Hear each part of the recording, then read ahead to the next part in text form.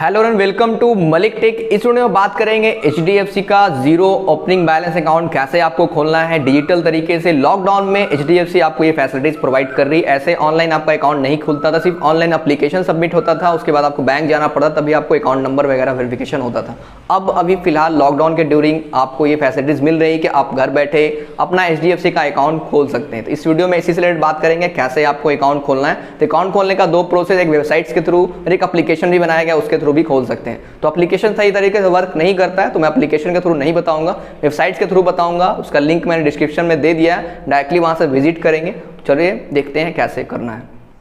तो दोस्तों आपको HDFC के ऑफिशियल वेबसाइट्स पे आ जाना है। यहाँ पर इसका लिंक मैंने डिस्क्रिप्शन में दे रखा है, वहाँ से जरा के डायरेक्टली आप विजिट कर जाएंगे। इस पेज पर आने के बाद यहाँ पर आपको रजिस्टर मोबाइल नंबर डालना है जो बैंक के साथ रजिस्टर्ड करना चाहते हैं।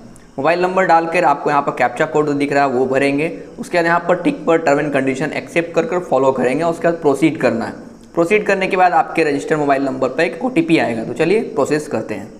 तो OTP वेरिफिकेशन करने के बाद आपको KYC डॉक्यूमेंट्स टाइप सेलेक्ट करना पड़ेगा। तो अपने आधार कार्ड से KYC वेरिफिकेशन कर सकते हैं। यहाँ पर पासपोर्ट भी है, ड्राइविंग लाइसेंस और वोटर ID, चारों में से कोई भी इस्तेमाल कर सकते हैं। तो आधार कार्ड हम यूज़ करेंगे यहाँ पर, तो आधार कार्ड सेलेक्ट कर लेना है। यहाँ पर टर्म एंड कंडीशन दिए हुए हैं, आप उसे एग्री कर लेंगे। और क्या यहाँ तो आपको आधार का नंबर जो है वो फिलअप कर प्रोसीड पे क्लिक कर देना है। तो यहाँ पर आधार नंबर फिलअप करने के बाद यहाँ पर आपको आधार कार्ड को यहाँ पर वेरीफाई करना पड़ेगा। तो वेरीफाई करने के लिए यहाँ पर दो प्रोसेस दी गई है। यहाँ पर आप आधार जो है OTP के थ्रू भी ऑथेंटिकेशन कर सकते हैं और स्कैन QR कोड जो होता है उसके थ्रू भी कर सकते हैं। तो हम यहाँ पर OTP के थ्रू करेंगे। तो यहाँ पर आधार OTP ऑथेंटिकेशन पे क्लिक करना है।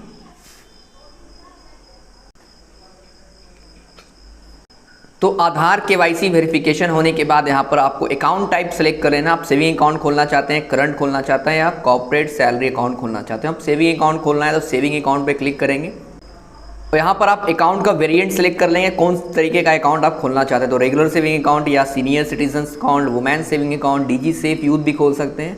आप रेगुलर खोलना चाहते हैं तो रेगुलर पे क्लिक करेंगे। सारे का प्रोसेस सेम ही है, रेगुलर पर क्लिक करना है। उसके बाद यहाँ पर कंटिन्यू पे क्लिक करेंगे। तो यहाँ पर अकाउंट वेरिएंट सेलेक्ट करने के बाद आपको स्टेट, सिटी और ब्रांच का नेम यहाँ पर लिखना होगा। तो आप अपना स्टेट नेम लिखेंगे, सिटीज़ नेम लिखेंगे और ब्रांच नेम अब भी आपको लिख लेना, जो भी आपका नियरेस्ट ब्रांच जो है आपके सिटी में वो यहाँ पर फिलअप करेंगे।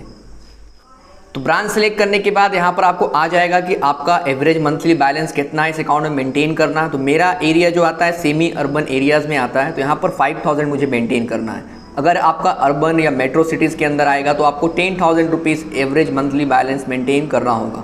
एवरेज मंथली बैलेंस कैसे निकलता है, कैसे बैंक चार्ज करती है, इसको मैं बार अगले नेक्स्ट वीडियो में वीडियोस बनाऊंगा। उस पर मैंने आई बटन पे एक पोल दिया है, तो आप चाहते हैं वीडियो तो मैं इस पर बनाऊंगा कैसे AMB बैलेंस बैंक निकालती है और कैसे चार्ज आपको काटती है। तो किस तरीके से आपको अकाउंट मेंटेन करना उसके बारे में नेक्स्ट वीडियो में बात करेंगे। तो यहाँ पर आप 5000 कर सकते हैं। अगर आपका एरिया सेमी अर्बन एरियाज़ में है तो 5000, नहीं है तो फिर आप 10,000 मेंटेन करना होता है। तो इसे आप ओके कर लेंगे, ये ऑटोमेटिकली ले लेगा कि आपको कितना अपलोड करने की मेंटेन करना है आपको अकाउंट।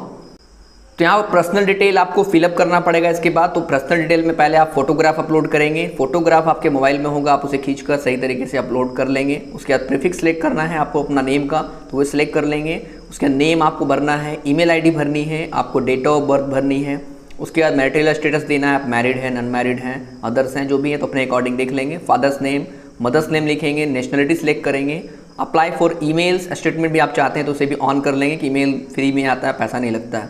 तो ईमेल पे आपका अकाउंट से रिलेटेड डिटेल वगैरह मिलते रहेंगे। नॉमिनी डिक्लेयर करना चाहते हैं तो वो भी ऑन कर लेंगे। और यहाँ पर थर्ड पार्टी नेट बैंकिंग आपको चाहिए रजिस्ट्रेशन, तो वो भी आप ऑन कर लेंगे। पैन कार्ड नंबर यहाँ पर डालना है और अब पैन कार्ड सेलेक्ट करेंगे और पैन कार्ड नंबर यहाँ पर अपलोड करेंगे और फोटो खींचकर आपको अपलोड कर देना अपने पैन कार्ड की फ्रंट फोटो। उसके बाद यहाँ पर प्रोसीड करना है। तो मैं सारी चीज़ें यहाँ पर फिलअप कर फिर आगे प्रोसीड करता हूँ। तो आपको सारे डॉक्यूमेंट्स अपलोड करने के बाद सिंपली यहाँ पर प्रोसीड पे क्लिक करेंगे। तो पर्सनल डिटेल फिलअप होने के बाद यहाँ पर आपको आ जाएगा एड्रेस डिटेल फिलअप करने का। उसके बाद परमानेंट एड्रेस भरेंगे, ऑक्यूपेशन और डॉक्यूमेंट्स फिर लास्ट में अपलोड करना। तो ये 4 चीज़ें प्रोसेस करनी है। तो यहाँ पर कैसे भरना है, तो रेजिडेंट टाइप आप सिलेक्ट कर लेंगे। तो यहाँ पर आपका खुद का है, कंपनीज का है, तो अपने अकॉर्डिंग देख लेंगे। बाकी जो एड्रेस वगैरह है आपके पैन कार्ड और जो आधार कार्ड में थी ऑटोमेटिकली ये ले लेगा, उसी को स्कैन कर। तो यहाँ सारी चीज़ें ये ऑटोमेटिकली फिलअप हो गई है आधार कार्ड के थ्रू। आधार के OTP के थ्रू मैंने वेरिफिकेशन किया था तो उसी से सारा डिटेल आ गया है। तो यहाँ पर मेलिंग एड्रेस भी मेरा यही रहेगा और परमानेंट एड्रेस भी यही है, तो मैं दोनों पर टिक कर लूँगा, दोनों एड्रेस मेरा यही है। उसके बाद ये सारी चीज़ें ऑटोमेटिक फिलअप हो गई हैं, कुछ करने की ज़रूरत नहीं है और उसके बाद कंटिन्यू कर देना है। परमानेंट एड्रेस भी आपका मेलिंग एड्रेस की तरह ही है, कोई चेंजेस करना नहीं चाहते हैं तो यहाँ पर सिर्फ टिक करेंगे और ये सारी चीज़ें वही रह जाएगी, नया फिलअप करने की ज़रूरत नहीं है और तो कंटिन्यू पे क्लिक कर देना है। तो ये 3 प्रोसेस आपका हो गया। यहाँ पर ऑक्यूपेशन डिटेल्स सेलेक्ट करेंगे तो आप क्या करते हैं, स्टूडेंट है या अदर है, पॉलिटिशियन है, जिस तरीके का आपका स्टेटस है उसके अकॉर्डिंग देखेंगे। तो यहाँ पर स्टूडेंट सेलेक्ट कर लेते हैं और फंडिंग क्या है आपकी, तो यहाँ पर एग्रीकल्चर से, बिजनेस से, अदर्स, तो यहाँ पर अदर्स सेलेक्ट कर लेंगे। ग्रॉस इनकम क्या है, तो यहाँ पर जो भी आपका इनकम है 0 है तो 0 लिखेंगे, कोई इनकम नहीं है। और यहाँ पर सोर्स ऑफ फंड भरना है, सोर्स ऑफ फंड आपका क्या है, तो फादर इनकम लिख देना है। यहाँ पर फादर इनकम है तो फादर इनकम, या फिर आपका कोई सोर्स ऑफ इनकम है तो फिर आप लिखेंगे अपने का। तो ये चीज़ें फिलअप करने के बाद आपको कंटिन्यू पे क्लिक कर देना है। तो यहाँ पर आपको 2 ऑप्शंस मिलते हैं कि Aadhaar accepted as only ID proof के तौर पर आधार को एक्सेप्ट करवाना है या एड्रेस प्रूफ के तौर पर भी। तो यहाँ आईडी और एड्रेस दोनों आप एक साथ कर सकते हैं, या फिर आप आधार सिर्फ आईडी प्रूफ के तौर पर करना चाहते हैं तो फिर आपको एड्रेस प्रूफ एक अलग से अपलोड करना होगा। वो आपका वोटर आई कार्ड भी हो सकता है, आपके पास अलग से कोई ब्लॉक से बना हुआ रेजिडेंट सर्टिफिकेट है तो वो भी अपलोड आप कर सकते हैं। तो हम directly ID proof and address proof पर ही क्लिक करेंगे और इसके बाद प्रोसीड कर देंगे। तो यहाँ पर नॉमिनी डिटेल भरनी है, तो नॉमिनी में अपने भाई का नाम या फादर्स का नाम, जिसको भी रिलेटिव्स हैं उसके नाम आप यहाँ पर दे सकते हैं नॉमिनी में, और उनका रिलेशनशिप आपके साथ क्या है तो अपने अकॉर्डिंग देख लेंगे, ब्रदर है वो, डॉटर है या फिर फादर हैं, जो भी हैं यहाँ पर सारे ऑप्शन अवेलेबल हैं। उसके बाद उनका डेट ऑफ बर्थ नॉमिनी का क्या है वो यहाँ पर फिलअप करेंगे और यहाँ पर चेक पर टिक करेंगे कि एड्रेस जो है आपका पहले जो भरा है आधार कार्ड में वही एड्रेस ये है, तो अलग से भरने की ज़रूरत नहीं है, नॉमिनी साथ ही में रहते हैं तो साथ में ही सारा डिटेल उनका है। ये सारी चीज़ें फिलअप करने के बाद सिंपली आपको यहाँ पर कंटिन्यू का ऑप्शंस होगा, उस पर आप क्लिक कर लेंगे। तो यहाँ पर एक्सटेंडेड केवाईसी से रिलेटेड आपको डिटेल्स भरनी है, तो यहाँ पर कुछ चीज़ें पहले से भरी रहेगी और बाकी चीज़ें आपको भर लेनी है, state of birth, city of birth, और यहाँ पर टैक्स एड्रेस स्टेटस भर लेना है। 2 चीज़ें आपको टिक करनी, तीसरी नहीं करनी है। उसके बाद यहाँ पर सबमिट पे क्लिक कर लेंगे। तो फाइनली आपका अकाउंट यहाँ पर सक्सेसफुली ओपन हो चुका है, देख सकते हैं। कॉन्ग्रेचुलेशन तुषार कुमार, तो यहाँ पर मैंने उनका अकाउंट खोला था तो उनका अकाउंट खुल गया है और यहाँ पर अकाउंट नंबर, आपको कस्टमर आईडी और बैंक की जो है IFSC कोड वो दे दी गई है। तो यहाँ पर सिंपली आप लॉगिन कर सकते हैं, नेट बैंकिंग को एक्टिवेट कर सकते हैं। तो दोस्तों यही था HDFC डिजिटल अकाउंट खोलने का पूरा प्रोसेस। तो आपको यहाँ पर कोई ओपनिंग चार्जेस नहीं लग रहा है अकाउंट खोलने का, क्योंकि लॉकडाउन का पीरियड चला तो ये फैसिलिटीज़ आपको दी जा रही है कि आप घर बैठे ही अकाउंट खोल सकते हैं, यहाँ पर कोई डिपॉजिट करने की ज़रूरत नहीं है। लेकिन अभी फिलहाल ये फैसिलिटीज़ दी गई थी लॉकडाउन के ड्यूरिंग HDFC के सारे कस्टमर्स को कि यहाँ पे अकाउंट बैलेंस मेंटेन करने की ज़रूरत नहीं अप्रैल, मई और जून तक का, तो वो आपको मेंटेन नहीं करना है। तो फिलहाल जून तक का आपको कोई बैलेंस नहीं भी डालेंगे तो कोई भी चार्जेस आपको इस अकाउंट में नहीं कटेंगे, लेकिन उसके बाद से फिर 5000 मुझे मेंटेन करना होगा इस अकाउंट में। अगर आपका अर्बन एरियाज में आप अकाउंट खोल रहे हैं तो फिर आपको 10,000 मेंटेन करना होगा एवरेज मंथली बैलेंस। नहीं मेंटेन करेंगे तो फिर इसके रिगार्डिंग चार्जेस लगते हैं तो वो आपको फिर देने पड़ेंगे, जीरो बैलेंस अकाउंट नहीं है।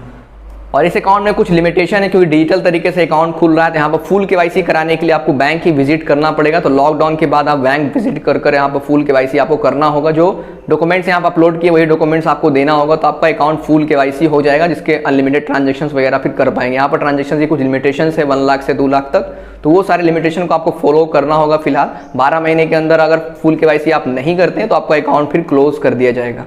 तो इस अकाउंट का वेलकम किट जो है आपको यहाँ पर बैंक विजिट करने के बाद ही मिलेगा। तो लॉकडाउन के बाद ही आप विजिट कर इस सारी चीज़ों को ले सकते हैं। आपका चेकबुक होगा, ATM कार्ड होगा और आपका पासबुक भी आप बैंक से विजिट कर ले सकते हैं। वहाँ पर आपको केवाईसी करना होगा, फुल केवाईसी। तो अभी इस अकाउंट का यूज़ कर और ट्रांजेक्शंस कर सकते हैं, फंड ट्रांसफर कर सकते हैं, सारी फैसिलिटीज़ आपको मिलेगी, नेट बैंकिंग फैसिलिटीज़ मिल रही है। तो आप इसे एक्टिव कर सकते हैं। कस्टमर आईडी आपके पास है ही है, सिर्फ आपको पासवर्ड फॉरगेट कर लेना है तो आपका पासवर्ड सेट हो जाएगा। उसके बाद इसलिए आप मोबाइल बैंकिंग और नेट बैंकिंग यूज़ कर पाएंगे।